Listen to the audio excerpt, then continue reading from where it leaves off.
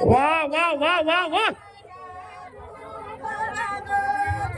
देखो गुरु भाइयों, आज जोत प्रभु ಎಂಟರ್ಪ್ರೈಸಸ್ ಆಶ್ರಮದಲ್ಲಿ ಹಾಗೂ ಇಚ್ಛಾಪೂರ್ತಿ ಮಾತಾ ಜಗದಂಬ